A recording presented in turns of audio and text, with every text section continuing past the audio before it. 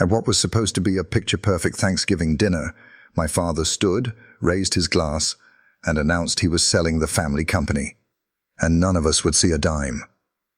The room froze. But he didn't know the buyer was me, the daughter he'd dismissed, ignored, and pushed out of the business. Tonight, that secret was about to blow the entire family apart. The glass window beside me rattled softly as the train curved along the icy shoreline. Outside, the Atlantic looked like a sheet of tarnished silver, churning under a pale November sky, the kind of cold that seeped into your bones just from looking at it.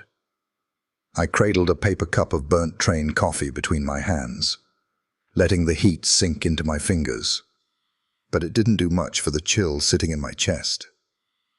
Home was still 2 hours away, and I wasn't sure if that was enough time to steady myself for what I'd come to do. The conductor's voice crackled over the intercom, announcing the next stop, but his words barely registered.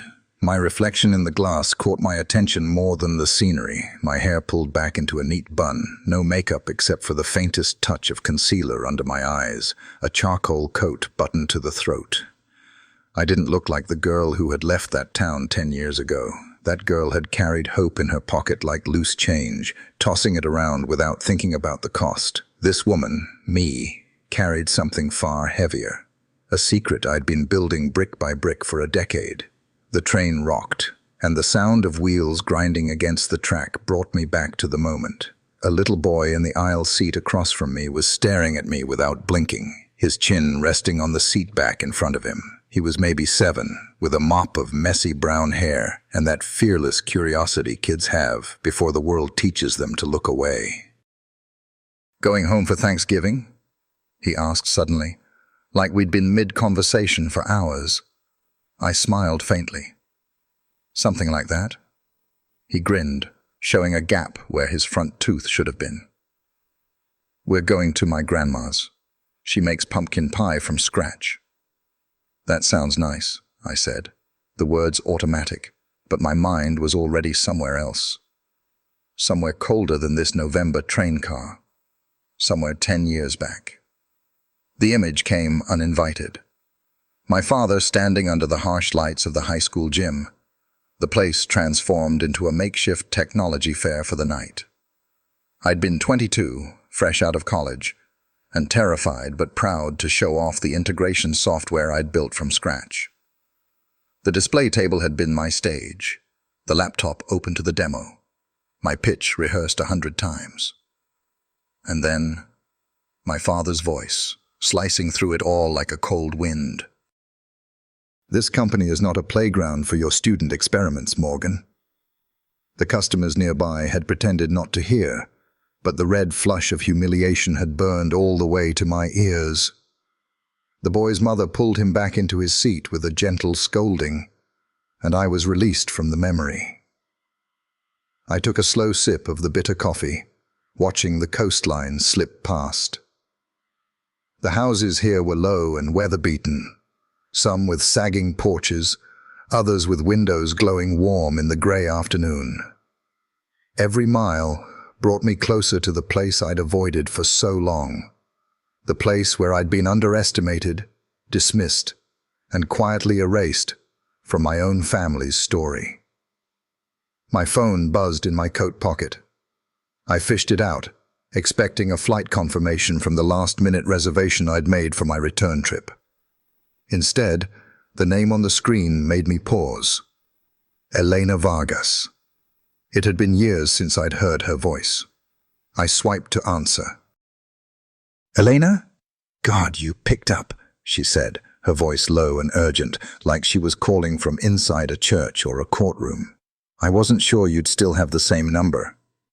"I do," I said cautiously. "What's going on?" "You haven't heard?" "Heard what?" A beat of silence. Then, "Your father. He's about to sell the company." I stared at the passing blur of ocean and stone, my fingers tightening around the phone. "I'm aware," I said evenly. "Then you know he's telling everyone the same thing. None of you kids are getting a dime. He's making some big retirement move, setting up a scholarship fund or something. But Morgan, the way he's talking about it." She stopped herself, as if weighing whether to finish the sentence. "Let's just say, if you were planning to confront him, now's the time. He sounds final. Final." The word landed in my chest like a stone. I kept my tone light. "Thanks for the heads up, Elena. I'll see him soon enough." She hesitated, then said, "Be careful. He's not the kind of man who takes surprises well." And then she was gone. I slid the phone back into my pocket, my pulse a steady drumbeat in my ears. Outside, the sea stretched toward the horizon, vast and merciless. The train curved inland, leaving the waves behind for a while, but I could still feel them. Relentless, inevitable, coming closer. I glanced at my reflection again. Same coat, same bun, same steady eyes. No one on this train knew that the big investor about to buy my father's company wasn't some faceless firm. No one knew that for 10 years I'd been building something designed for this very moment. And no one, least of all my father, knew what I was about to say when we sat down for Thanksgiving dinner. The train slid onto the iron bridge with a hollow groan, and the sound shot straight through me like a tuning fork struck on bone. Steel on steel, the click and screech, the sway over open water. That was the exact music of the day. Everything between my father and me cracked. I remembered the banner that had drooped half an inch on the right side because I hadn't had enough tape, the smell of old varnish and floor polish in the gym, the way the fluorescent lights hummed just out of sync with each other, like two people arguing in whispers. I'd been 22, still believing that good work spoke for itself if you gave it a microphone. I had a card table for my booth, a second-hand monitor, a stack of trifold brochures I'd designed in the computer lab at 2 in the morning. I'd worn a navy blazer that didn't quite fit at the shoulders and heels. I only lasted in for 40 minutes. The code on my laptop was elegant, tight, clean. The demo purred when I tapped the return key. When the window spun up, legacy system on the left, cloud API on the right, my bridge between them animating like a lit artery, I felt the kind of joy that makes you forget to breathe. The first man who stopped was a warehouse operations manager with a coffee stain on his tie, and I loved him instantly for that. He leaned in so close I could smell the peppermint on his breath. "So, you're telling me I can push my old inventory system into the cloud without rewriting the whole thing?" he asked. His skepticism was curious, not cruel. I showed him, step by step, how the migration worked. His eyebrows climbed slowly, like someone watching the sunrise. "If this holds at scale," he murmured, "we'd save 6 figures in transition costs." He took my brochure, slid it into his jacket pocket like a secret. Then my father walked up. He didn't approach. He arrived the way weather does. He wore the suit he saved for board photos, the one that made him look 10 pounds thinner and more expensive. A cluster of men formed around him, the way iron filings leap toward a magnet. He clapped the warehouse manager on the shoulder, as if he'd known him for years, and angled his body so I was talking to his lapel instead of his face. "What's all this?" he said lightly, the way people talk to toddlers who've stacked blocks into a wobbling tower. I straightened. "It's the integration framework I've been building," I said, trying to make my voice steady. "It lets legacy systems communicate with toys," he cut in. "It lets them communicate with toys." Laughter fluttered through the group. Polite, not mean, but it landed the same. The warehouse manager glanced between us and stepped back, the brochure slipping farther into his pocket like it wanted to hide. I felt my cheeks heat, the kind of flush that makes your ears hot first. "It's not a toy, Dad," I said, keeping my tone level. "It's middleware that could reduce migration time by—" "Our clients don't want experiments," he said, smiling his public smile at the men behind him. Never at me. "They want stability, not student projects. This," he flicked 2 fingers toward my code as if shooing away a fly, "isn't what the real world needs." The real world, as if I'd been living in a terrarium. The fluorescent lights hummed louder. Something in my chest thinned and thinned until it felt like stretched glass. I wanted to ask him to step aside, to let the work speak, to just not be the loudest voice in the room that belonged to me for once. Instead, I heard my mouth say, "Okay." It came out soft and tidy, the way my mother liked apologies. After he moved on, the men moved with him.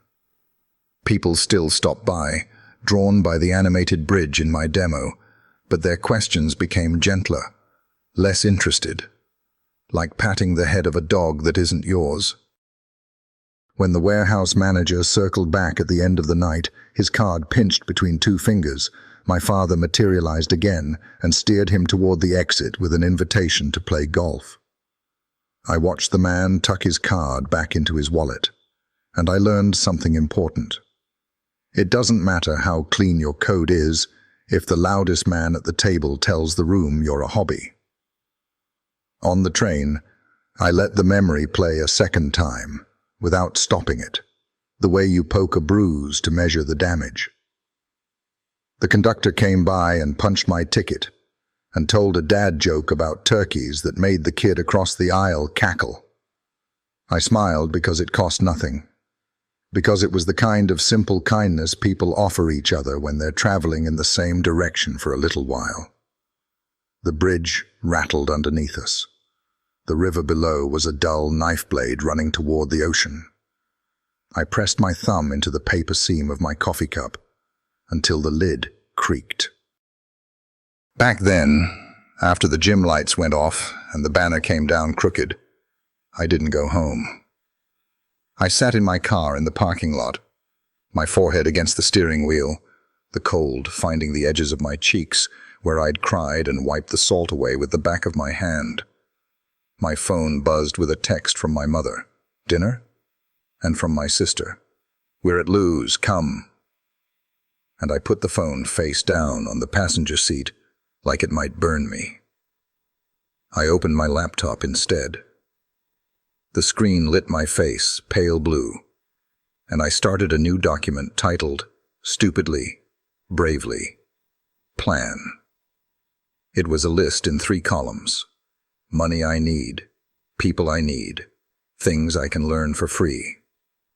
The first item, under money I need, was rent for a tiny apartment, 2,000 miles away. The first item, under people I need, was no one who knows my last name. The first item, under things I can learn for free, was everything else. I didn't tell anyone I was leaving until the boxes were already packed. My father called it a phase. My brother called it a tantrum. My sister called it content. My mother called it your little adventure, and folded a $100 bill into my palm while she kissed my cheek like a priest blessing a soldier. At the airport, she said, "You can always come back." And I said, "I know." And we both pretended it meant the same thing. The train dropped down from the bridge, the rails humming smoother, the grey marshes replacing the gleam of water. I breathed in, a long, slow pull, like I was trying to take up less space in my own body. The present and the past had layered so neatly, I could almost see them both at once. The gym lights and the winter sky, the banner and the window, the card table and the narrow tray attached to the seat in front of me. I pulled the tray down and set my phone on it. It buzzed once, then again. Elena. The first message. He moved the dinner from the house to Cliffside Oyster. Private room. 6 p.m. The second. He told the board he'll finalize things tomorrow morning. The third. Morgan. He said something ugly about teaching lessons. I don't like the way he sounded. Cliffside Oyster, perched over the rocks like a gull, daring the wind to knock it off. I knew the room she meant.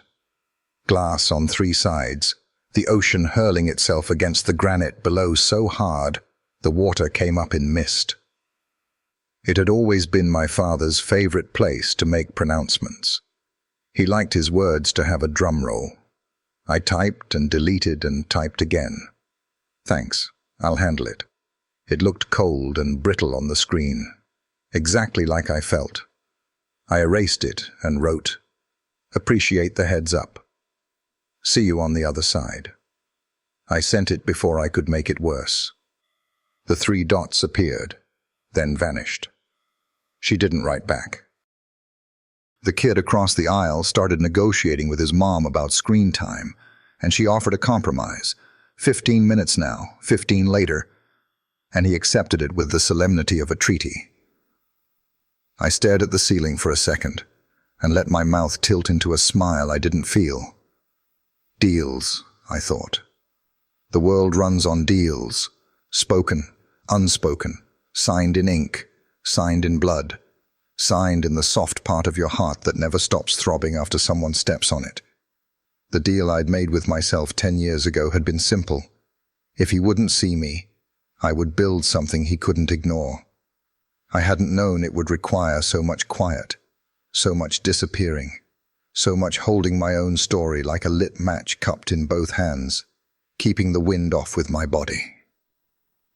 The train slowed for a small station with a peeling mural of a fish and a faded banner that read, "Welcome back, students," even though there was no college within 40 miles. A woman in a red scarf got on, brushed snow from her shoulders, and took the seat beside me. She smelled like cedar and cold air. "Mind if I sit?"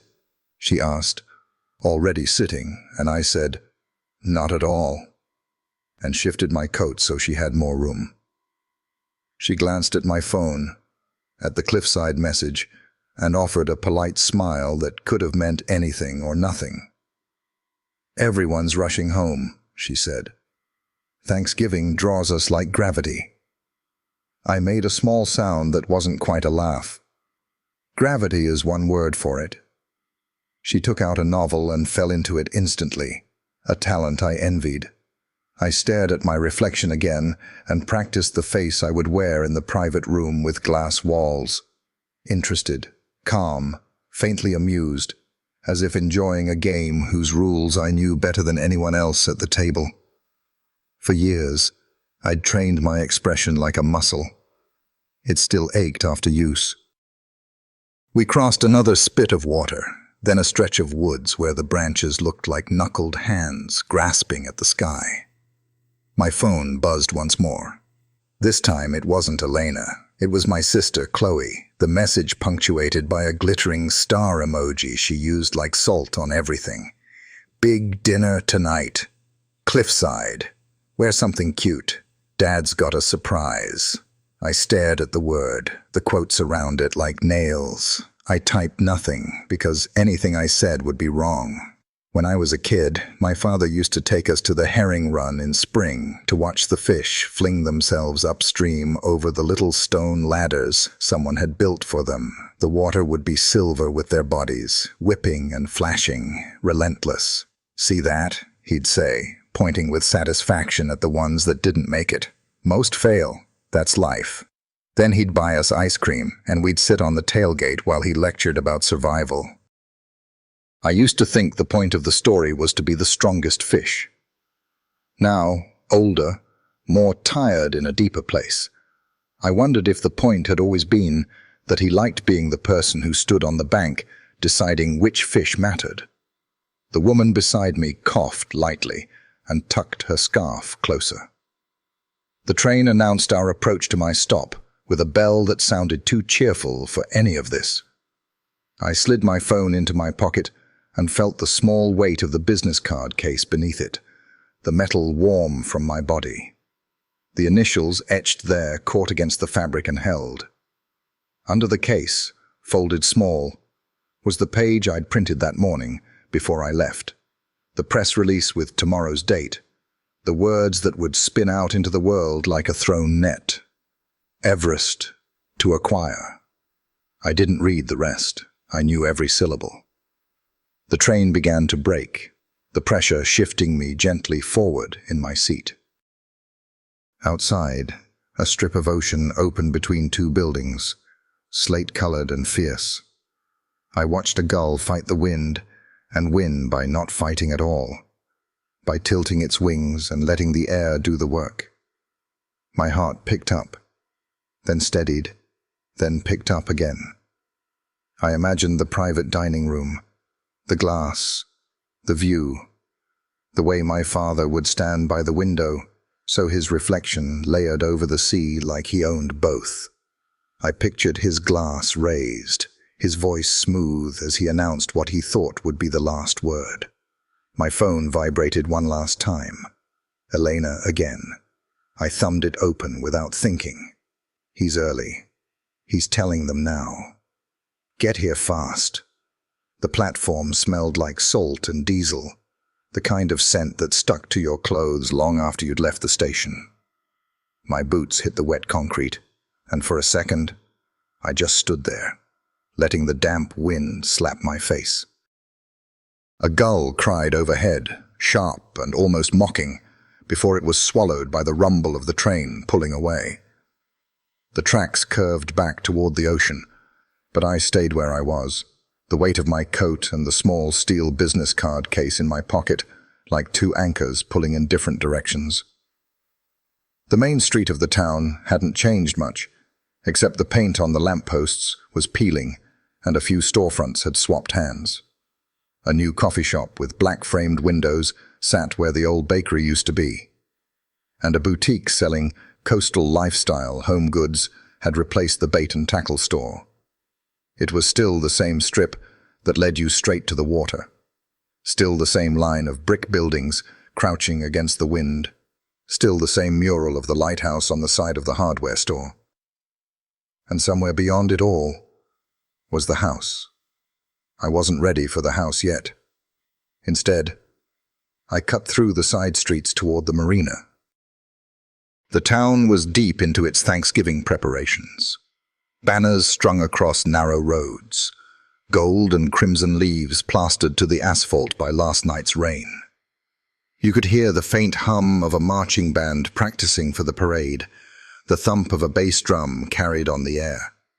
Two kids ran past me carrying paper cups of cider, their scarves trailing behind them, laughing like the wind was pushing them home.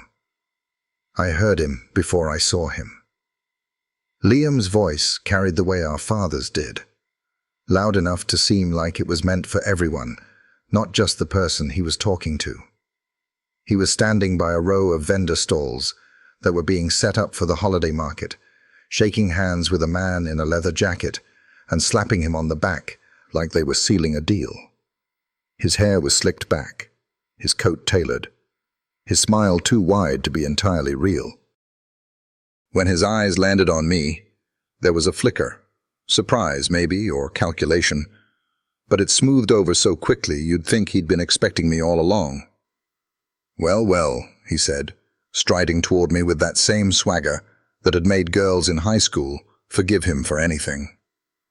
"Look who the wind blew in." "Hi, Liam." I kept my tone even. He gave me a once-over, the kind meant to look like a compliment, but was really an assessment. "You look different. California must be treating you well." "It has its moments," I said. He grinned, but there was an edge to it. "You here for the holiday, or just checking in on the empire you walked away from?" Before I could answer, he gestured behind him toward the vendor tents.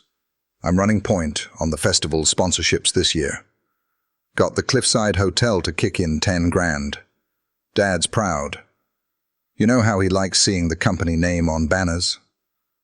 The way he said it, like it was his personal achievement, made my teeth clench. I knew exactly where that sponsorship money had come from, and it wasn't a line item in the company's approved budget. But I let it pass. "Sounds like you've been busy," I said instead. "Someone has to keep the family name alive," he replied. And for a split second I thought I saw the smirk twitch into something less confident. But then it was gone, replaced with his usual easy arrogance. "Anyway, Dad will be thrilled you made it. Don't be late tonight. Big surprise." He winked and moved off, already turning his attention back to the leather jacket man, leaving me in the middle of the street with the faint taste of rust on my tongue. The wind shifted, bringing with it the faint squeal of a familiar voice. Chloe was near the boardwalk, surrounded by a cluster of teenagers and 20-somethings, all holding up their phones like they were capturing a celebrity sighting.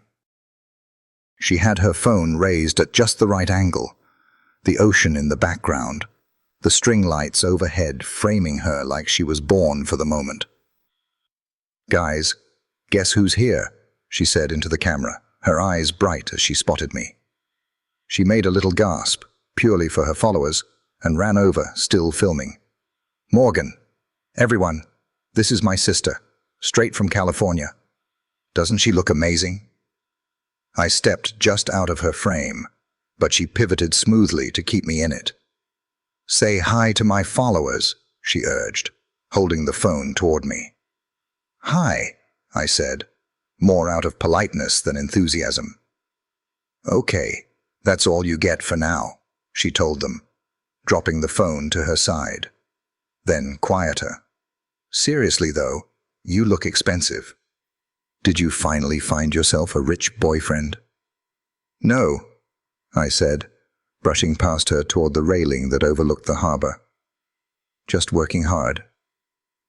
She tilted her head like she didn't quite believe me, then shrugged. "Well, whatever it is, keep doing it. You've got that whole mysterious glow thing going on. Oh, and wear something bold tonight. Dad's got news." "I heard," I said. Her eyebrows lifted, but before she could press me, a gust of wind caught her hair, and she turned instinctively toward her phone to check her reflection. I took the chance to step away, letting the sound of gulls and rigging lines replace her chatter. I wandered back up toward the old part of town, past the brick library and the church with the cracked bell. Everywhere I looked, there were pieces of the life I'd left behind. Shopkeepers I'd once known by name, streets I'd biked down with the salt wind in my teeth, the diner where I'd spent hours studying code between shifts. It all looked the same, but it didn't feel the same. The air was heavier here, dense with memories and unspoken rules. I could see the house now, its gabled roof rising above the hedges, the paint a fresh coat of white that looked almost too clean against the grey sky. Lights glowed in the windows, and for a moment I caught the shadow of someone moving inside. Tall, deliberate, probably him. My stomach tightened. I told myself I'd just walk past, maybe circle the block before I went in, but my feet slowed on their own, carrying me closer. From the porch, I could hear faint music. Jazz, his favorite when he was in a good mood. I stood there a beat longer than necessary, my hand hovering over the railing, breathing in the familiar scent of cedar and salt. This was the place I'd both longed for and dreaded. The place that had built me and broken me. I was about to step forward when I saw it. Through the side window of his study, papers spread across the desk, and at the top of the stack, in bold letters, a name I knew better than my own. Everest Holdings. The sight made my pulse jump. My name wasn't on the paper, not the one he could see, but it was there all the same, hidden in plain sight. He had no idea. Not yet. And as I stood there in the wind, the door behind me creaked open. The creak of the front door behind me made me turn, but it wasn't him. It was Maria, The housekeeper, who'd been here longer than any of us had been alive, her frame small but steady in the doorway. She had a dish towel in one hand and a look that was half surprise, half relief. "Miss Morgan," she said, the same way she'd said it when I was 15 and coming home late from debate tournaments. "You're here." I stepped inside, letting the door close behind me. The air smelled like polish and the faint sweetness of apple pie, a scent that should have been comforting, but instead made my chest feel tight. "Hi, Maria," I said, forcing a smile. "I didn't mean to sneak in." "You never sneak," she said with a little shrug. "You just walk quieter than the rest." Her eyes searched mine for something she didn't ask about. "They're upstairs. Your father's in the study." Of course he was. That little room tucked under the eaves had always been his stronghold, part office, part shrine. It was where contracts were signed, where scotch was poured for real conversations, and where kids, especially me, were tolerated only on the edge of the rug. I could already see it in my mind, the heavy desk with its leather blotter, the shelves lined with business books no one had opened in years, the wall clock that ticked too loudly when he was silent. "I'll just drop my bag upstairs," I told her, but my feet didn't take me to my old room. They turned toward the narrow staircase at the back of the hall, the one that led to the attic. The boards groaned under my weight as I climbed, each step steep and close together like they'd been built for someone smaller. The light grew dimmer the higher I went, until the landing opened into a space that smelled faintly of cedar and old paper. His office door was ajar. I hesitated in the shadow of the doorway, listening. The faint murmur of his voice drifted out, punctuated by a chuckle that was too smooth to be unguarded. I couldn't make out the words, probably on the phone, but the tone was familiar. The performance voice, the one he used when closing deals or charming investors. On the desk, lit by the slant of late afternoon sun through the dormer window, was the stack of papers I'd glimpsed from outside. I stepped inside, the floor creaking just enough to make me freeze, but his voice on the phone didn't waver. Everest Holdings. The name sat there in bold on the top page, and seeing it here, on his desk, in this room, sent a sharp pulse through me. He was leaning over the far filing cabinet, rifling for something, phone cradled between his shoulder and ear. I moved closer, careful, my eyes scanning the rest of the page. It was the draft of a sale agreement, the kind where numbers are stripped down to their raw truth. 50 million. I'd known the figure, but here it looked different, stamped on paper that had passed through his hands, his approval. He still didn't know. That knowledge was a strange thing, thrilling and dangerous all at once. The man who'd dismissed me outright, who'd told me to leave the real work to people who understood it, was about to hand over his company to the person he'd underestimated most. And I would watch him do it without having a clue until I told him. I let my fingers hover just above the paper, but didn't touch. My pulse thudded in my ears, and for a moment I could almost hear the years of work compressed into this one stack. The late nights hunched over code, the pitch meetings in cramped coffee shops, the acquisitions made quietly and strategically. Every move I'd made had been a brick in the wall that now stood between his perception of me and the reality he was about to crash into. He laughed into the phone again, a short, triumphant sound. "Tomorrow morning," he said, his voice sharpening with certainty. "Before the market opens. Yes, they're eager. And frankly, so am I." The word eager landed wrong. Eager meant hungry. Eager meant ready to close the door behind him and never look back. I knew that tone. It was the same one he'd used the day he replaced me on a project without even telling me, the day I found out from an email chain that had accidentally been forwarded. That had been the beginning of my disappearance. His chair scraped against the wood as he returned to the desk. I stepped back just enough to melt into the doorway's shadow. He didn't glance up as he dropped into the seat, still talking, pen scratching on the margin of a document. The papers shifted under his hand, and I caught a glimpse of my own company's logo in the corner of the cover page.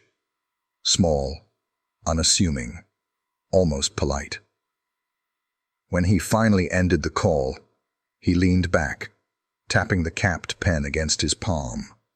He stared at the paper for a long moment, his mouth pressed into the line I knew as his thinking face.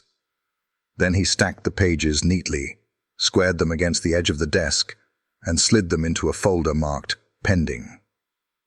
It was almost absurd how easily he tucked away the thing that would detonate everything. I slipped back from the doorway, my breath tight in my throat, and made my way down the narrow stairs as silently as I'd come up. The house felt too warm now, the kind of heat that makes you want to push open a window just to gulp air. I passed the dining room where the table was already set for tonight. Polished silver, crystal glasses, the good china. It was all theater, the kind he loved, with the unspoken message that every detail was under control. In the kitchen, Maria was slicing apples, her knife steady and sure. She looked up when I came in. "Did you see him?" she asked. I hesitated. I saw enough. Her eyes narrowed, but she didn't press. She'd learned a long time ago that in this house, certain truths were best left unspoken until they were ready to come out. I poured myself a glass of water and stood at the counter, staring out the window at the hedges swaying in the wind. Somewhere beyond them, the ocean was working itself into a rhythm against the rocks, as relentless as the clock now ticking down to dinner. For years, I'd imagined this moment, being close enough to touch the paper that would change everything, and I thought I'd feel pure satisfaction. But standing there, glass cold in my hand, I realized there was something else threading through it. Not doubt exactly, more like the awareness that once this secret was spoken, there was no pulling it back. The back door banged open, and Liam strode in, his coat smelling like whiskey and sea air. "You're here," he said, like I'd been caught trespassing. "Dad's expecting everyone by 6. Don't be late." "I won't," I said, my voice calm even as the folder in the attic burned like a brand in my mind. He gave me one last look, then disappeared down the hall, the door to his room clicking shut. I set the glass in the sink, the faint ring of it against the porcelain breaking the stillness. Tonight would be a performance for him, for Chloe, for our mother. But for my father, it would be something else entirely. And when I told him who he was really selling to, I wanted him to be looking me in the eye. By the time the sun had folded itself into the horizon, the air had that brittle edge that only late November by the water could bring. The kind that made your breath visible and your hands ache if you kept them out of your pockets too long. I slipped out of the house before anyone could ask where I was going, taking the long way down toward the harbor. The streetlights glowed in warm cones, and every storefront window was a collage of paper turkeys, string lights, and hand-painted Happy Thanksgiving signs. My boots clicked on the brick sidewalk, each step a little steadier than I felt. Brennan's Cafe was still there, tucked into the corner across from the fish market, its windows fogged from the heat inside. I pushed open the door and was greeted by the mingled scents of coffee, cinnamon, and something baking. Pecan pie, maybe. The place looked almost exactly the same. Mismatched chairs, a chalkboard menu in curling script, the old jukebox in the corner that hadn't worked since I was a teenager. Only the crowd was different. Younger faces bent over laptops, a couple of tourists in puffy jackets studying a town map. And behind the counter was her, Maren Brennan. Older now, with silver threading through her dark hair, but still carrying that same unhurried grace. She looked up from the espresso machine, and for a heartbeat, her eyes didn't register me. Then they did, and her whole face shifted. "Morgan," she said, her voice warm but tinged with something I couldn't quite name. "Hi, Maren." Well, if it isn't the girl who used to hog that corner table for hours with nothing but one refillable cup of coffee and a laptop. Her smile was real, but her gaze was sharper than it used to be, scanning me the way people do when they're piecing together a story from your face. "What brings you back?" I slid onto a stool at the counter. "Thanksgiving," I said simply, though the word felt like a placeholder for something bigger. She poured me a coffee without asking how I took it. "And here I thought you'd sworn off this town." "Something like that," I said. "Guess I'm full of surprises." Maren leaned on the counter, folding her hands. "I hear your father's making moves. Big ones." I met her eyes, my fingers wrapped around the warm mug. "You hear a lot, don't you?" She shrugged. "Perks of running the only cafe people trust, to keep their secrets until they're ready to spill them." She studied me for a moment longer. "He ever tell you what your grandfather wanted for the company?"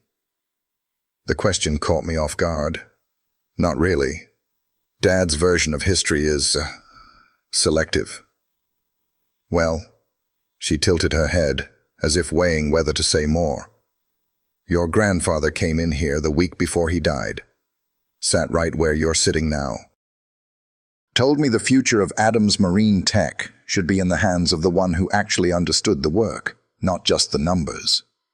Said he'd seen you tinkering with that busted sonar unit when you were 12 and thought, that's the mind we need steering the ship someday."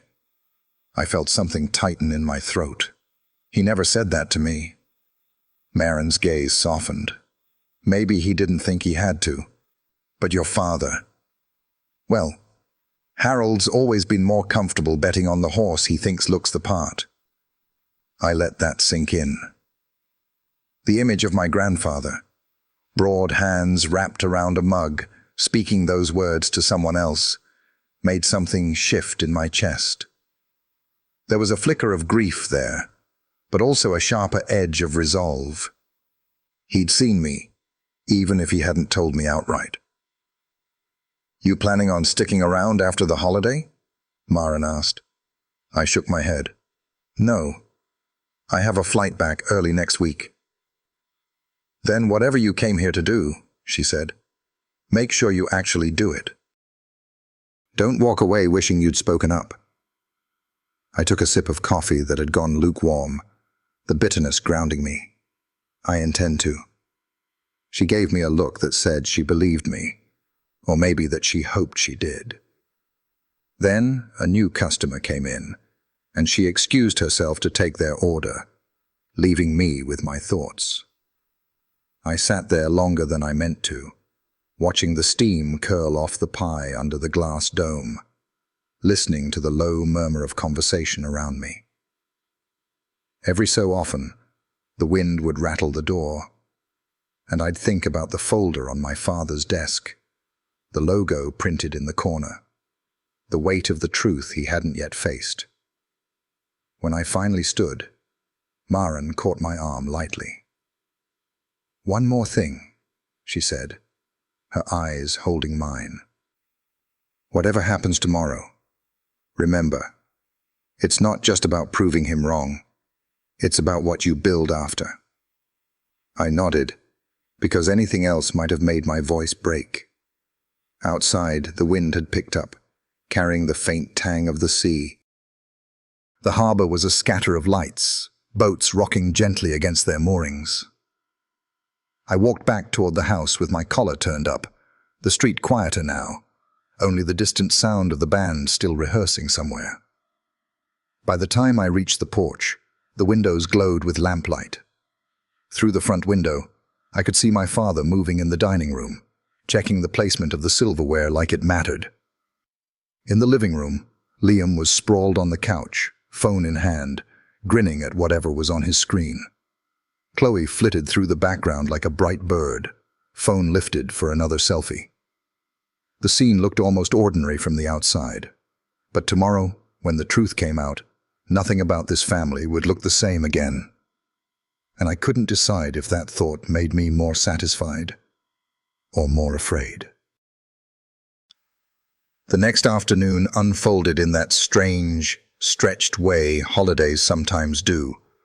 Slow hours strung together like they were holding their breath for the evening. By 4, the clouds had turned the color of pewter, the light slipping toward dusk. From the upstairs window in my old room, I could see the edge of the ocean beyond the rooftops, restless and white-capped, throwing itself against the cliffs as if it had something to prove.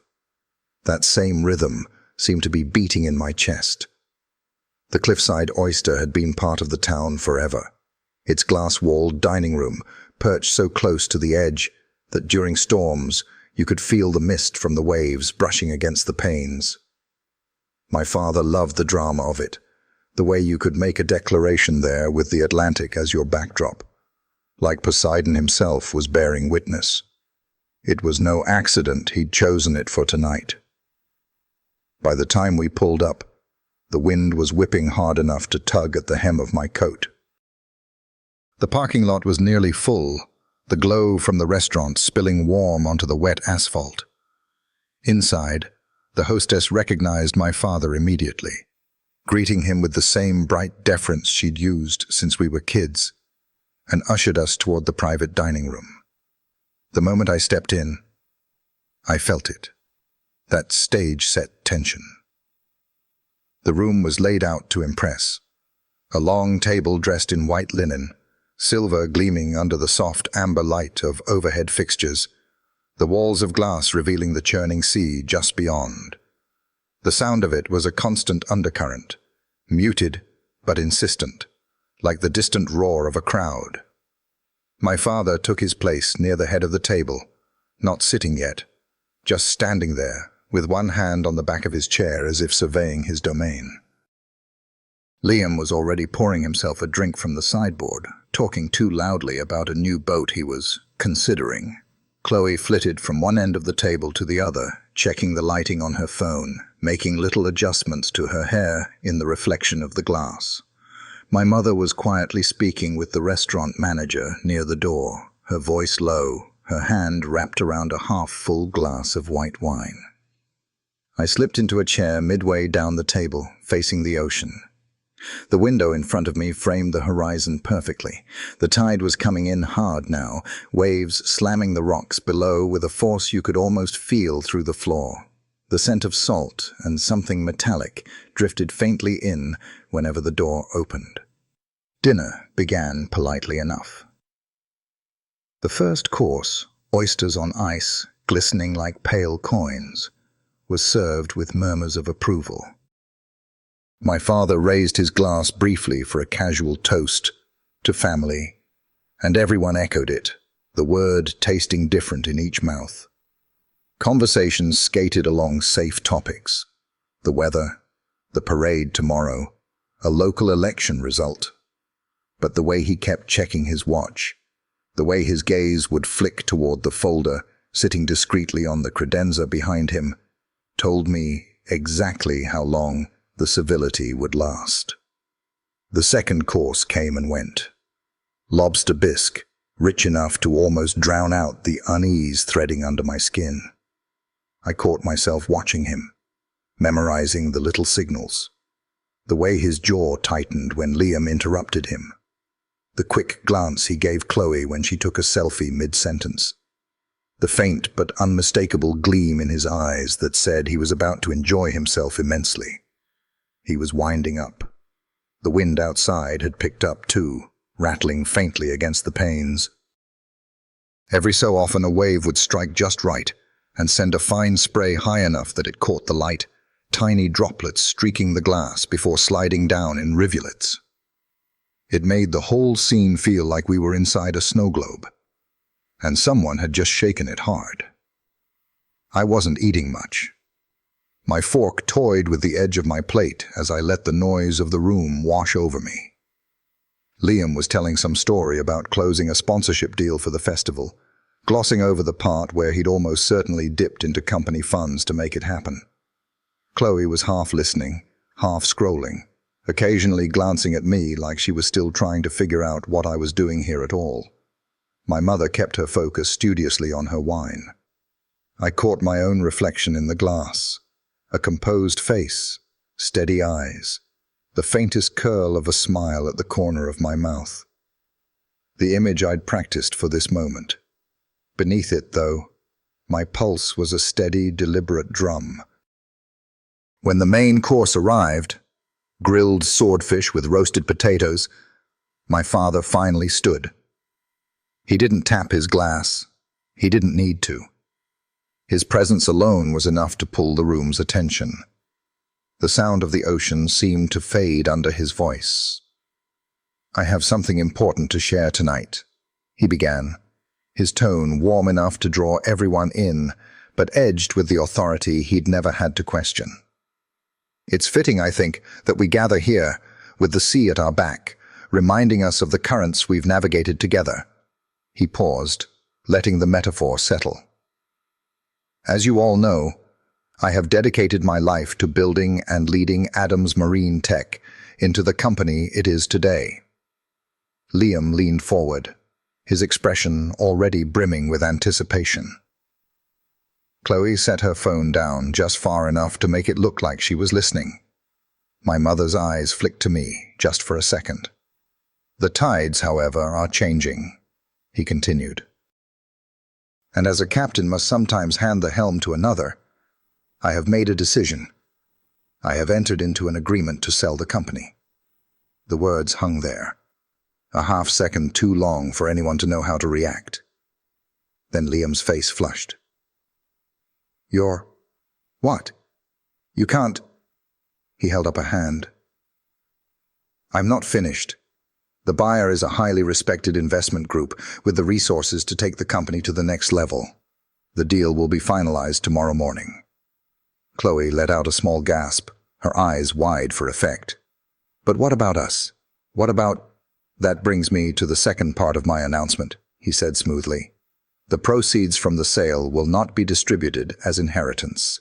Your mother and I have other plans, our retirement and the establishment of a foundation in your grandfather's name, the Adams Foundation for Marine Innovation." Liam's chair scraped back. "You're cutting us out. You've all benefited from the company in ways that matter," my father said, his voice firm. "But the future demands a different course." The wind rattled against the glass again, louder this time, like it was knocking to be let in. I looked at him, at the satisfaction in his eyes, the surety in his posture, and felt the calm settle over me, cool and absolute, because he still didn't know. I set down my fork and folded my hands on the table. The conversation around me was turning chaotic. Liam demanding answers, Chloe appealing to sentiment, my mother quietly trying to contain the fallout. But my focus was only on him. When his gaze finally returned to me, I let the corner of my mouth lift, just enough for him to notice. "That's quite an announcement," I said. "Yes," he replied, the faintest glimmer of challenge in his eyes. "It is." I leaned back slightly, letting the sound of the waves fill the pause between us. "I have one too." The clink of silverware against plates slowed to nothing, the hum of side conversations dissolving into a taut, expectant silence. My father's words were still hanging in the air like smoke, the kind that stings your eyes long after the fire's gone out. Liam was staring at him as if sheer disbelief could reverse the decision. Chloe's lips parted in perfect shock, An expression that seemed tailor-made for her social media feed, though. For once, her phone lay flat on the table. My mother kept her gaze low, fingertips tracing the rim of her wine glass, like she could smooth out the edges of the evening by sheer touch. I took a slow sip of water, letting the silence stretch until it felt like the tide pulling back before it crashes. My father's eyes were on me now, a faint glint of challenge in them, as though he expected me to rise to his bait, or perhaps confirm his low expectations. I set my glass down gently, folding my hands in front of me. "That's quite an announcement," I said, my voice calm, almost conversational. "Yes," he replied, his tone steady but carrying that undercurrent of satisfaction he wore when he believed he'd orchestrated the perfect checkmate. "It is." I let the pause hang just long enough for him to think I might leave it at that. Then I leaned back in my chair, my gaze locked on his. "I have one too." It was like a ripple passing through the table. Liam's attention snapped toward me, his jaw already tightening, suspicion etched into the lines around his mouth. Chloe's eyes widened further, and her hand inched toward her phone like instinct. Even my mother looked up, her brow knitting faintly, as if trying to read what I might say before I said it. I didn't look at any of them. My eyes stayed on my father. "You mentioned the buyer," I said evenly. "A highly respected investment group." "Yes," he said, tilting his chin a fraction higher, his posture sharpening into the stance of a man about to deliver a lecture. "Everest Holdings, a strong, well-capitalized firm with a track record of—" "I know," I cut in, my voice slicing just enough to make him stop. "I'm aware of their track record." His eyes narrowed slightly, a flicker of something, curiosity maybe, or irritation, passing over his face. "How would you know that?" The room felt smaller, the soft ambient light pressing in on all of us. Outside, a wave slammed the rocks with a muted boom that seemed to underscore my next words. "Because," I said, each syllable deliberate, "I own Everest Holdings." The silence that followed was heavier than anything before it. For a beat, no one even seemed to breathe. Then Liam's laugh cracked through it, sharp, incredulous. "That's rich," he said. "You? Come on." But I didn't look at him. I watched my father instead, saw the disbelief hit first, then the calculation, then something that looked alarmingly like a flash of recognition. "You're lying," he said finally, though the words lacked the conviction I'd expected. I reached into my bag and pulled out a slim, brushed platinum business card case. It clicked open with a sound that seemed louder than it should have been in the quiet room. I slid one card across the linen toward him, the Everest Holdings logo gleaming under the soft light. His hand hovered over it, reluctant, as though touching it might make the truth harder to deny. When he finally picked it up, I could see his eyes flick to the name printed beneath the logo, Morgan E. Adams, founder, CEO. Liam's smirk faltered. Chloe, for once, had forgotten to record. My mother's lips parted just slightly, her fingers frozen against the stem of her glass. "I built Everest 10 years ago," I said, my tone steady, almost too calm for the moment. "From nothing." And from less than nothing, actually, after you dismissed my work in front of people who could have been our clients. I built it in rooms you'll never walk into, with people you'll never meet, solving problems you didn't believe mattered. My father set the card down slowly, his expression unreadable. "And you used it to come after me? To take what I built?" I didn't flinch. "To buy what you were going to give away to strangers anyway. The difference is, I know its value. I know what it could be, and I know what it's been losing under your leadership." Liam shot up from his chair so fast it rattled the silverware. This is insane. You've been plotting this against your own family." "No," I said, turning my gaze to him for the first time. "Against mismanagement, against complacency, against the idea that bloodline is a substitute for competence." Chloe let out a nervous laugh that didn't quite land. "You're actually serious?" I leaned forward slightly, my hands resting on the edge of the table. Dead serious. My father's eyes hadn't left mine. The challenge there was still alive, but now it was mixed with something else. Wariness, perhaps, or the dawning realization that the narrative he'd been in control of all these years had just shifted, and he wasn't the one holding the pen anymore. Outside, another wave hit the cliff, sending a faint tremor through the glass wall. Inside, the air was thick enough to taste. My father opened his mouth, then closed it again, his jaw working as though the right words were lodged somewhere behind his teeth. I knew they were all waiting for him to reclaim the upper hand, to cut me down with some remark that would re-establish the order of things. But for the first time in a very long time, he didn't have the immediate answer. And that pause, small as it was enough to tell me we'd crossed into territory he'd never planned for. Then, slowly, he leaned back in his chair, eyes still fixed on me.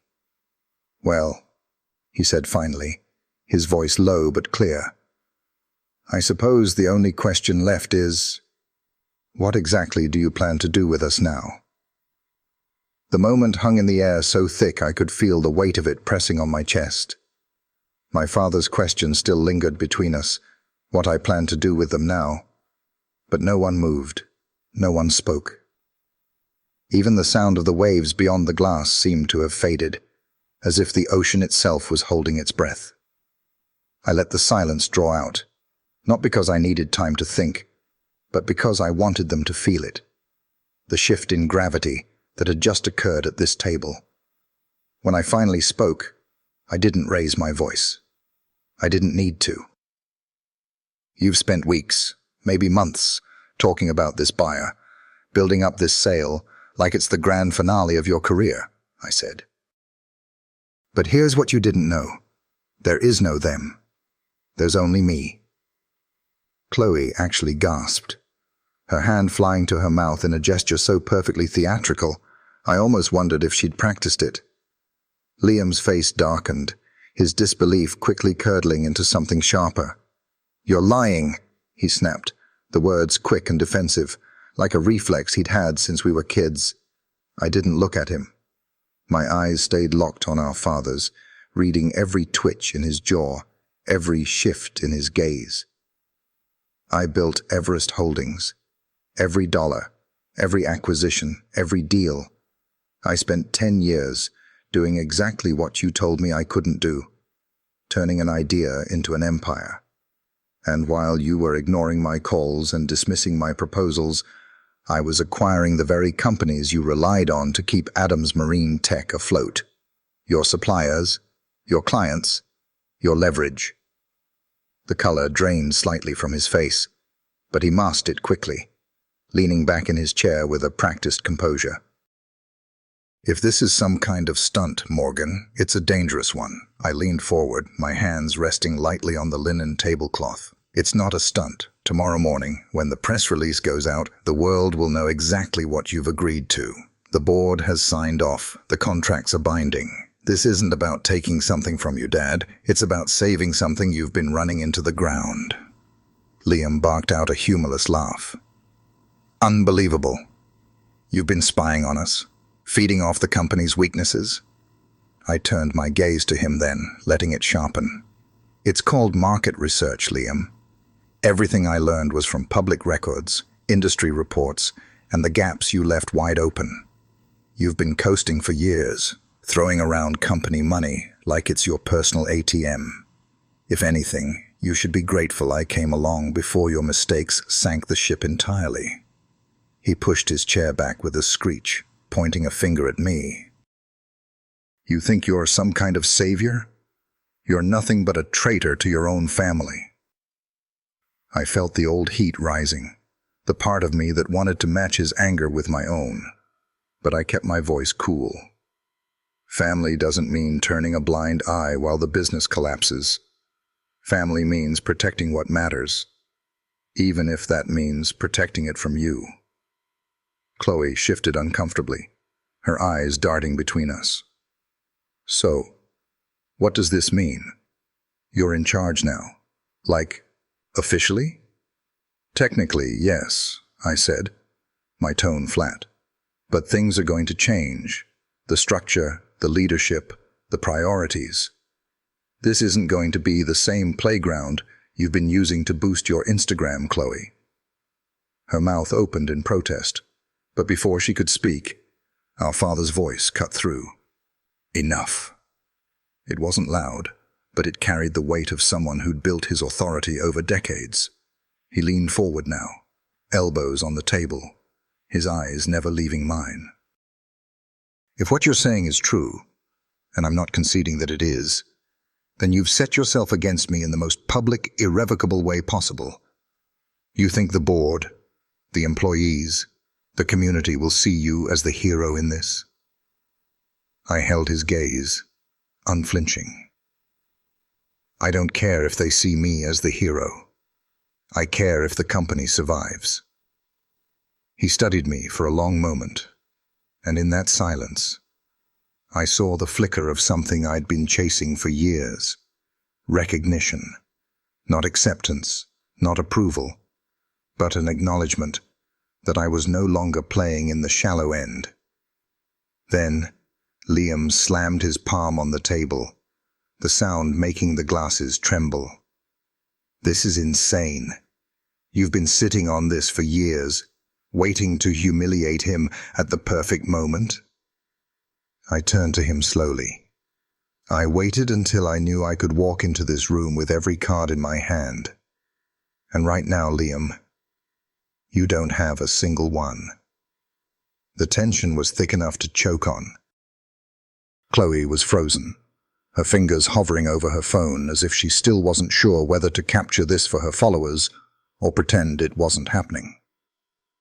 My mother's expression was harder to read, somewhere between shock and an almost imperceptible glint of, was it relief? Finally, my father pushed his chair back with a deliberate scrape, rising to his full height. Then I suppose, he said slowly, tomorrow will be the day we see exactly what kind of leader you think you are. The storm outside slammed against the glass at that exact moment, sending a spray of salt water streaking down the panes. I didn't move. I didn't look away. Tomorrow, I said, my voice steady, you'll see exactly what I've been building while you weren't looking. And as the words left my mouth, I saw something in his eyes that told me he finally believed me, whether he wanted to or not. It happened all at once, like a squall rolling in faster than anyone could brace for. Liam's chair screeched against the floor as he shoved it back, the motion sharp enough to rattle the silverware. His face was flushed an angry red, his voice rising over the sound of the ocean pounding against the cliff. You've been waiting for this, haven't you?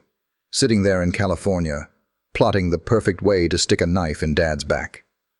I stayed seated, my hands flat against the cool linen of the tablecloth. If I'd wanted to stick a knife in anyone's back, Liam, I could have done it years ago. You made it easy enough. But this isn't about you. The hell it's not, he snapped, pointing at me like the gesture alone could pin me down. You think I don't know what you've been doing? You've been tearing this family apart from the moment you left. You've been spying, feeding off our work. I cut him off, my voice calm but with a blade's edge. You mean the work where you've been skimming money through fake vendor accounts for the last 3 years? The words hit the room like a rogue wave. Chloe's eyes went wide, her lips parting in shock. My mother froze, her wine glass halfway to her mouth. And my father went utterly still, the way a predator does when it hears movement in the dark. Liam's face drained of color. "You don't know what you're talking about," he said. But the denial was weak, his gaze darting away just a little too quickly. I didn't blink. "I have the transaction records, Liam. Dates, amounts, the shell companies you set up, the transfers to your offshore account. All traced back to your office computer on days you were the only one in the building. You didn't even bother to hide it well. That's—" He stopped, swallowing hard, his hands curling into fists. "You're making this up to make me look bad." "You don't need my help for that," I said, my tone steady, almost pitying. "But no, I'm not making it up. And if you force me, I'll make the evidence public. That's not a threat. It's just a consequence." For a moment, all I could hear was the low roar of the surf beyond the glass. My father's eyes shifted from me to Liam and back again, the muscles in his jaw working like he was grinding down words before they could escape. "Is this true?" he asked finally, his voice low but dangerous. Liam didn't answer, which, of course, was an answer. Chloe let out a nervous laugh that broke halfway through. "Oh my God, this is actually happening. People are going to lose their minds if they hear about this." I turned my gaze on her. "This isn't content, Chloe. This is the company's survival. And if you're smart, you'll put your phone down before you make yourself part of it." She hesitated, then slowly slid her phone onto the table, face down. For her, it was as close to a peace offering as I was going to get. "You think you're some kind of hero," Liam spat, but the heat in his voice was faltering now, his confidence cracking. "You're not. You're just a snake in designer heels." I stood then, pushing my chair back with deliberate slowness, meeting his gaze from across the table.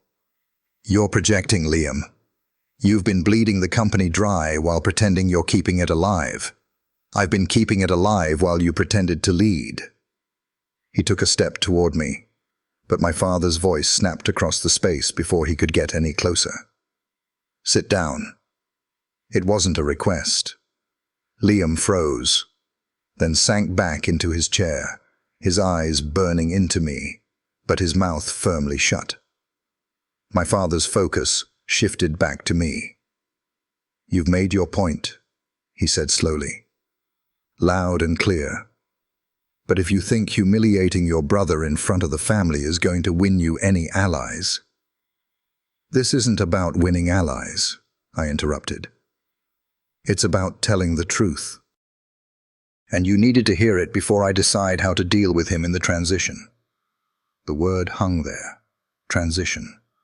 A reminder that everything about this family's hierarchy was already shifting under his feet. My mother cleared her throat softly, her voice almost tentative. "Morgan, maybe this isn't the time." "This is exactly the time," I said, softer, but no less certain. "Because tomorrow, when the deal is public, the changes start immediately.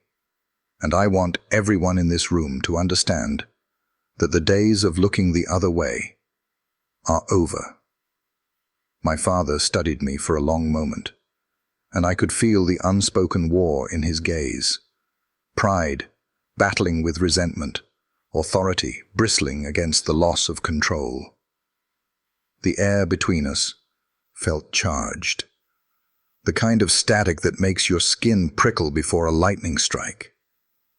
Finally, he leaned back in his chair, his expression unreadable. "So, you've exposed your brother. You've claimed the company. What's next, Morgan? Are you going to come for the rest of us too?" I let the question hang for a beat before answering. "Only if you give me a reason." Another wave crashed against the cliff outside, harder this time, making the glass shiver. Chloe flinched at the sound. Liam stared at his plate, jaw tight, as if willing the night to be over. My mother looked at me, like she was seeing something she hadn't allowed herself to see before. And my father, he just kept watching me, the storm in his eyes matching the one outside, as if daring me to take the next step. I didn't blink. The truth is, Dad, this was never about taking you down. It was about proving you wrong. And now that I have, we'll see what you do with that. His lips curved, not into a smile, but into something sharper, almost predatory. "Careful, Morgan," he said, his voice low, "because you might find out I'm not as easy to beat as you think." I didn't break eye contact. "Then I guess we're about to find out." And in that instant, with the whole room taut as a wire, I realized I wasn't the only one with something left to reveal. The noise in the private dining room dulled to a low, uneasy murmur after my father's last words. Plates still sat on the table, half-finished meals forgotten, silverware stilled. The tension was too thick for anyone to pretend they were still hungry. I could feel everyone's eyes shifting between me and him, as though we were the only two people in the room now.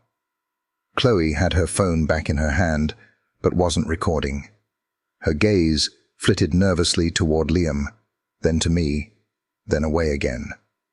My mother sat stiff in her chair, shoulders pulled tight, lips pressed together in a line that looked almost pained. I needed air. I pushed my chair back, the scrape of wood against tile sounding louder than I expected, and stood. "Excuse me," I said, not really asking for permission. No one stopped me as I walked toward the glass door that led to the balcony. The cold hit me instantly, sharper than it had been earlier, the kind that bit at your skin and made you aware of every inch of your body. The balcony stretched out along the side of the building, perched above the churning black water. Down below, waves slammed into the cliff face, sending up mist that drifted high enough to cling to the railing. I wrapped my hands around the metal, feeling its icy sting seep into my fingers, and let the salt, heavy wind whip at my hair. I could still hear faint voices through the glass, but they were muffled by the crash of the ocean. For the first time all night, I felt like I could breathe. And then the soft click of the door behind me. "Morgan," my mother's voice came, almost tentative. I didn't turn immediately. I stayed watching the horizon, the faint white froth where the waves broke against the rock. "Did you come to convince me to back down?" "No," she said, and I heard the quiet thud of her heels as she stepped closer. "I came because, I don't know, because I couldn't sit there anymore." I glanced at her over my shoulder. The wind had flushed her cheeks, and the light from inside caught in her hair. She looked older than I remembered, not in a way that time alone could explain, but in the way someone ages when they've spent years smoothing over other people's storms. "You were always good at it," I said, "keeping the peace." Her eyes softened, but she didn't smile. That's not always the same as doing the right thing. For a moment, neither of us spoke. The cold made my eyes water, but I didn't look away from hers. "I knew you were different," she said finally, her voice almost breaking. "Even when you were little, I could see the way your mind worked. You didn't just accept things. You wanted to understand them, to fix them. I saw it." I didn't protect you from him, from how he dismissed you." My throat tightened, but I kept my voice steady. "Why not?" She let out a long breath, the wind catching it and carrying it away. "Because I thought keeping the family together meant not challenging him. I thought I was helping by keeping things calm. But I see now that I was just letting you fight alone." I looked back at the water, blinking against the sting in my eyes that had nothing to do with the wind.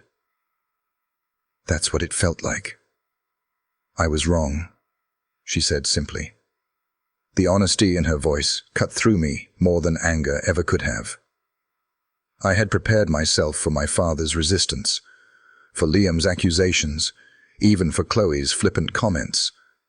But I hadn't prepared for this, for my mother admitting she'd failed me in the one way that mattered most. Things are going to change, I said quietly. The company, the way this family operates. The days of pretending everything's fine just to save face are over. She nodded slowly. I believe you. We stood there for a while, the two of us side by side, looking out at the restless water. Behind us, the light inside glowed warm against the glass, the silhouettes of the others moving around the table. Finally, she asked, "What happens next?" "Tomorrow morning, the deal becomes public. Then the real work starts." I hesitated, then added, "Dad and Liam will have a choice. Step aside quietly, or fight me every step of the way. I'm ready for either." Her eyes searched mine, something unspoken flickering there. "And me?" "You have a choice too," I said. "You can keep the peace, or you can stand with me when it counts." The wind whipped between us, carrying the sound of a massive wave crashing below. She didn't answer right away, but her gaze didn't waver. And then, faintly through the glass, I saw Liam's shadow moving quickly toward the door, his posture tight, purposeful. My mother saw it too. "He's not coming out here to make peace," she said under her breath. I didn't move from the railing, my grip tightening. The door handle turned, and Liam stepped onto the balcony, the cold air hitting him like a wall. His eyes locked on mine with something dangerous in them. Anger, yes, but also something else. "You and I," he said, his voice low and sharp over the roar of the ocean. "We're not done." The wind hadn't let up all night. It rattled the windows of my childhood bedroom, like impatient fingers drumming on glass, slipping through the cracks with that briny, restless smell of the sea. I'd slept in bursts, the kind where your mind refuses to sink all the way under because it keeps circling the same images. My father's stare when I told him I owned Everest Holdings, Liam's flush of fury, my mother's voice admitting she'd failed to protect me. Even with the storm outside, it was the echoes of their words that kept me awake. By the time the pale light of morning filtered through the curtains, the air in the house felt different. Hollow somehow, like a place after the guests have left but before the cleanup has begun. I dressed deliberately, pulling on a black wool dress and the navy blazer I'd chosen for this trip, hair swept back in a low knot. There was something about putting on armor, even if it was made of fabric and buttons, that steadied me. Downstairs, the kitchen was eerily quiet. Maria was at the counter, hands wrapped around a steaming mug, eyes soft but watchful. "Coffee?" she offered. "Please," I said, and she poured without asking how I took it, because she already knew. I could feel the weight of the day pressing in. By 9 o'clock, the press release would be out. The emails, the calls, the questions, they'd all start rolling in, and the real work of taking the company would begin. But before that, there was still the matter of the people under this roof. Footsteps sounded on the stairs. My father appeared in the doorway, his presence filling the space as it always had, even when he said nothing. This morning, he looked different, not disheveled, but less composed. The knot of his tie was slightly crooked, his hair mussed in a way that suggested more pacing than sleeping. "My study," he said, and it wasn't an invitation. I followed him down the hall, past the photographs lining the wall, him shaking hands with governors, standing beside yachts, flanked by Liam and Chloe in tailored smiles. No sign of me. There never had been. He closed the study door behind us and walked to the desk, resting both hands on its edge.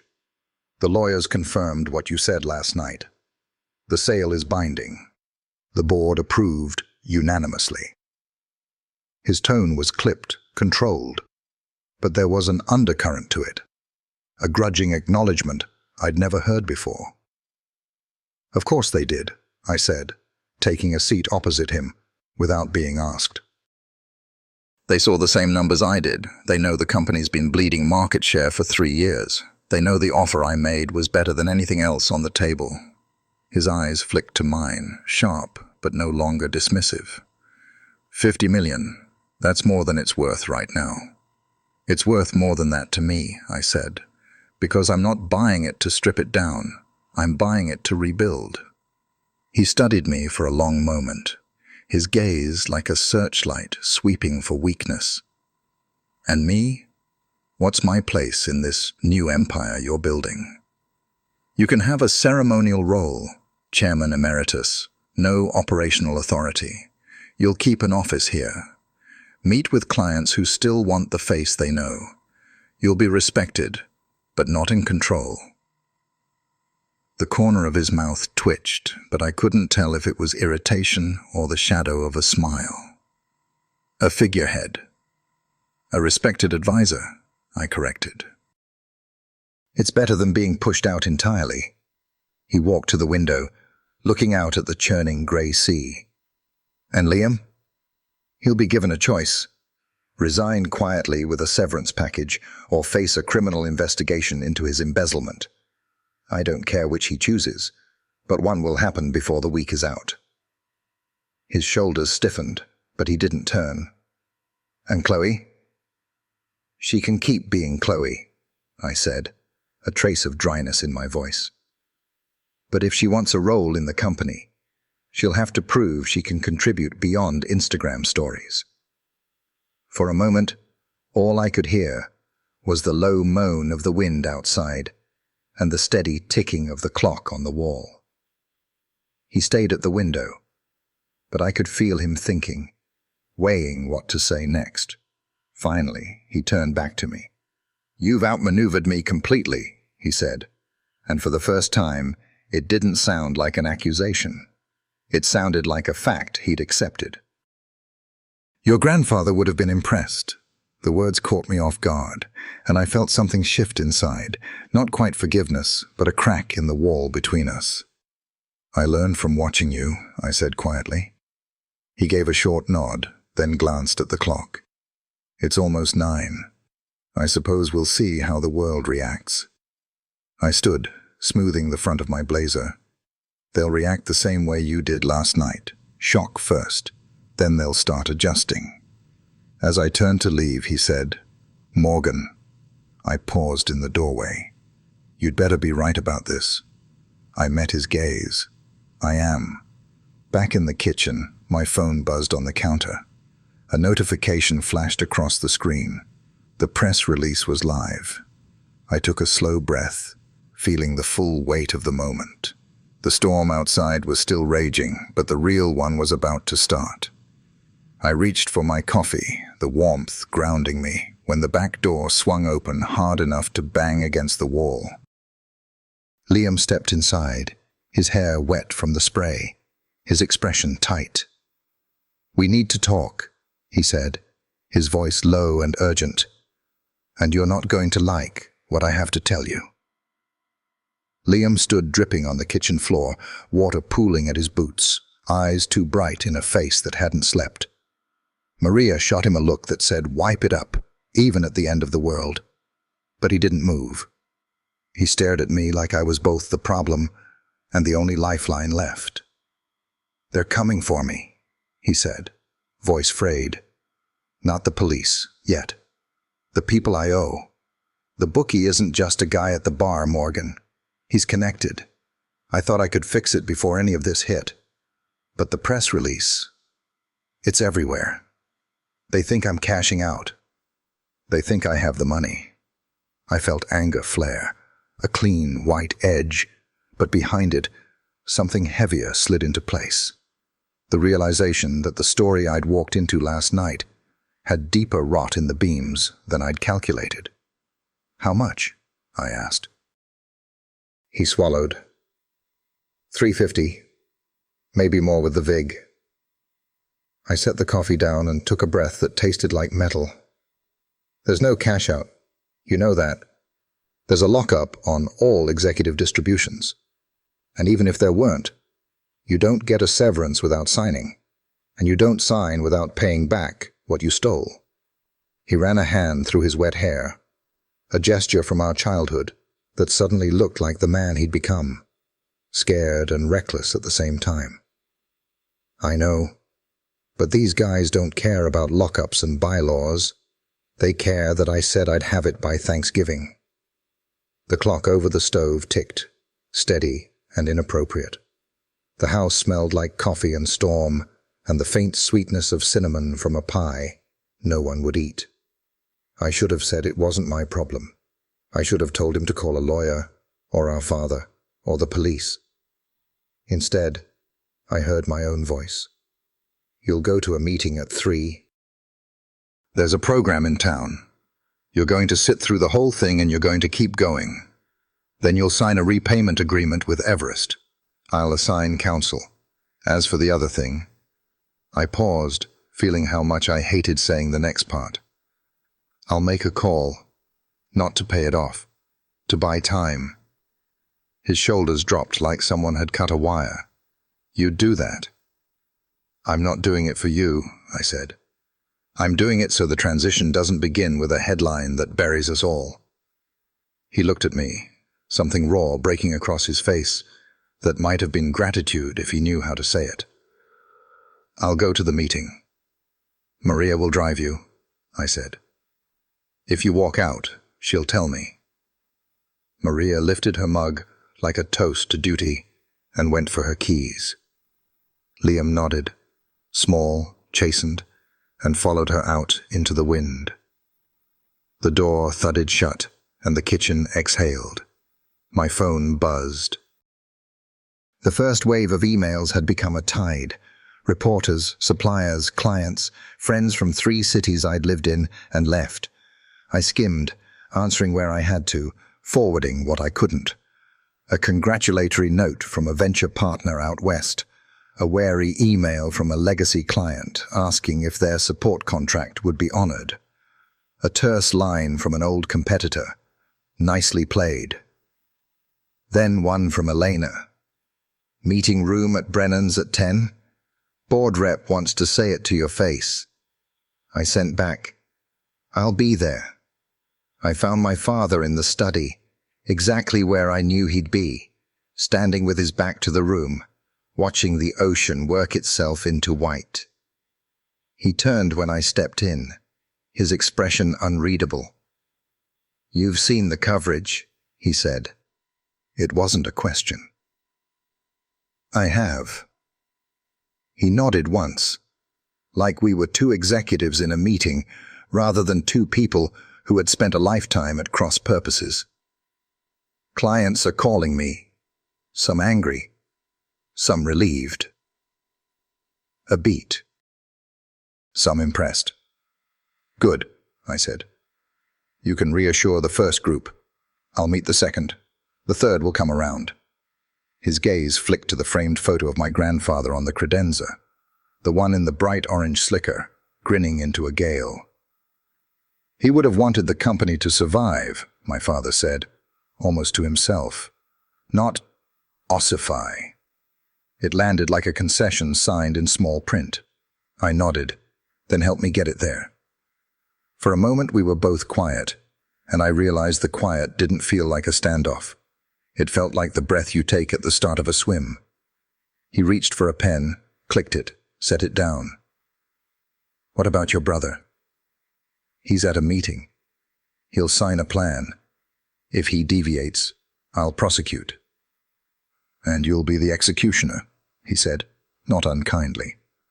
"I'll be the one who keeps the hull intact," I answered. "You taught me that part." "You just didn't like where I learned to do it." He gave a sound that might have been a laugh if there'd been more air in the room. then glanced at the clock. "Go," he said. "They'll be waiting." Brennan's was warmer than the house, the windows fogged with breath and coffee steam and something like community. Marin slid a mug toward me before I opened my mouth. Elena was at the back, crisp blouse under a fisherman's sweater, eyes alert the way they were when code went sideways at 2 a.m. Beside her sat Daniel Shu, the board's most pragmatic voice, a man who wore neutrality like a uniform. "Morgan," he said, standing to shake my hand. "It's done, and for what it's worth, overdue." "Appreciated," I said, because I'd learned that to accept a clean sentence was its own kind of grace. We ran through what needed running through: statement alignment, client tranches, redundancy packages for the first wave of management changes, the employee town hall schedule. The practicalities were a balm. I'd always trusted details to do the work when emotion could not. Near the end, Eleanor slid a folder across the table. "One more thing," she said. "We found a UCC filing. Last month, Liam pledged inventory as collateral on a private line, which is illegal without board approval," Daniel added, adjusting his glasses. "We can unwind it, but the lender will bluster." "Let them," I said. "They'll bluster into a void. I'll have counsel send a letter before lunch." We broke with a plan. Eleanor squeezed my hand before I left. "You're doing it," she said, equal parts wonder and warning. "Don't forget to sleep." "Tomorrow," I lied. By late afternoon, the wind had softened to a restless whisper. The storm was shifting out to sea, leaving the town rinsed and raw. I walked back the long way, cutting by the parade route where volunteers were hammering in stakes for the rope lines and laughing louder than their jokes. The ordinary insistence of their happiness did something good to my spine. When I turned down our street, I saw lights out back. Not the formal chandelier glow of the dining room, but strings of old bulbs we used to hang in summer, tossed over the maple like fallen constellations. The sliding door was open, warm air spilling out with the scent of roasted chicken and rosemary and something citrus. I stepped through and stopped. The table was a patched-together thing: 2 sawhorses and a door from the basement covered with a faded quilt. Mismatched chairs, plates that didn't match. No place cards, no speeches. My mother stood at the counter carving, sleeves rolled and hair pinned back in a way I recognized from mornings when the 3 of us were small and late for everything. Chloe was arranging a salad with the careful concentration of someone who wanted to get a new part exactly right, her phone abandoned on a charger in the corner. Liam sat at the far end, sober in a way that had nothing to do with alcohol, hands knotted together like he was holding himself. My father was lighting the last of the strings with the cheap lighter we kept in the junk drawer, face tipped up to the glow. My mother looked up first. "There you are," she said, as if I'd only just come in from the yard and not from 10 years away. "Wash up. We're eating out here. The dining room feels wrong." "It always did," I said, and didn't realize I was smiling until Chloe smiled back. We ate. Not like a ceasefire, but like a family figuring out the choreography of a new kitchen. There were pauses and small missteps, and one brief flare when my father corrected me on a date and I corrected him back, and we both smiled an apology. We didn't know how to use yet. Maria joined us after bringing out the bread, took the chair beside Liam, and passed him the butter like it was a blessing. At some point, Chloe started talking, not about followers or metrics, but about a community drive she wanted to organize through the company's consumer arm, and no one interrupted. My mother told a story about my grandfather that didn't end with a moral, and the ending was better for it. When the plates were scraped clean, and someone had found the old portable speaker and set it to a crackly Sinatra station, my father cleared his throat. "I have something," he said, and the old reflex to brace for a speech pulled my shoulders tight. But he just reached under the table, fished out a battered shoebox, and set it in front of me. "Found this in the attic. Your journals, the ones with the diagrams." I lifted the lid. The smell of paper and dust rose like a ghost of the girl I'd been. Pages of pencil sketches and flowcharts and block diagrams stared up at me in my own cramped handwriting. I touched one, Middleware Bridge, V2, and felt my throat close. "You kept them," I said. He rubbed the back of his neck, suddenly awkward in a way I'd never seen. "Your mother did," he said, then added, "I did too." It was clumsy, and it was true, and both things counted. I set the lid aside and looked at him. "Chairman Emeritus," I said. "Monday, we'll start interviews for the new COO. You sit in. You don't vote, but you sit." He nodded. "I can do that." A beat. "I want to." Liam cleared his throat. I went to the meeting," he said, not meeting my eye. "It wasn't awful." He looked up then, and the edges of his grin were the boy who'd taught me to skip stones. "I'm going back tomorrow." "Good," I said, and meant it. "We'll sign your agreement in the morning." Chloe reached over and squeezed his wrist. No one made it bigger than that. Somehow, that made it bigger. The light faded to that soft blue hour that always made me feel like the world was holding still, just long enough to choose the right next step. The string bulbs glowed warmer by contrast. I leaned back, the quilt rough under my palms, and looked at the faces around this ridiculous, perfect table. The ache in my chest loosened, not because everything was fixed. It wasn't, but because for the first time I could see the road that didn't require me to win every argument to keep walking it. My phone buzzed where I'd left it face down by the pitcher of water. Habit made me ignore it. Then it buzzed again, insistent. I flipped it over. A number I didn't recognize.